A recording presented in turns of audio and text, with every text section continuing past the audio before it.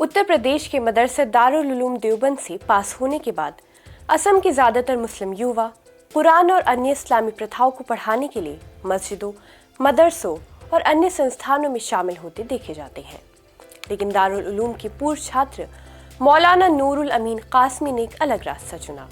उन्होंने समाज में इस्लाम और मुस्लिम समुदाय के बारे में गलत धारणाओं को दूर करने के लिए एक मिशन शुरू किया।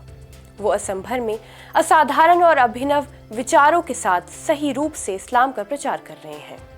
आदाब, मैं हूँ आपके साथ अमीना माजिद और आप देख रहे हैं आवाज़ द वॉइस। मौलाना नूरुल अमीन कासमी ने हाल ही में असमिया पाठकों के लिए कुरान की असमिया व्याख्या और अनुवाद प्रकाशित किया है। उन्होंने अपनी आवाज़ के साथ रेडियो फॉर्मेट में कुरान का असमिया अनुवाद भी लॉन्च किया है।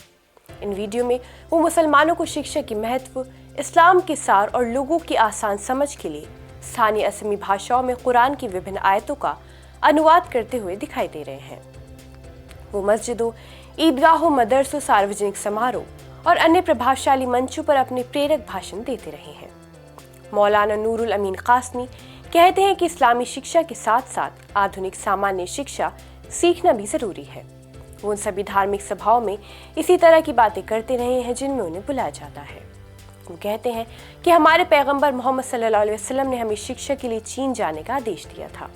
कुरान का पहला शब्द इक़रा है, क्योंकि हमारे पैगंबर ने हमें शिक्षा के लिए चीन जाने की अनुमति दी है, लेकिन चीन में इस्लामी शिक्षा की कोई गुंजाइश नहीं है। इसलिए हमारे पैगंबर ने इस्लामी शिक्षा के अलावा IT और आधुनिक शिक्षा पर विशेष जोर दिया है। अब से 4% मुस्लिम बच्चे मदरसे में पढ़ते हैं और उनका कहना है कि सभी मुस्लिम बच्चे मदरसे में नहीं पढ़ते हैं और सभी को पढ़ने की ज़रूरत नहीं है।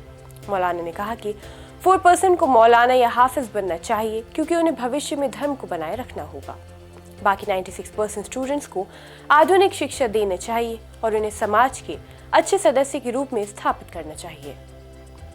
मदरसों में पढ़ने वाले या आधुनिक शिक्षा हासिल करने वाले बच्चों के अलावा उन्होंने कहा कि स्कूल छोड़ने वाले बच्चों के बारे में भी सोचना जरूरी है।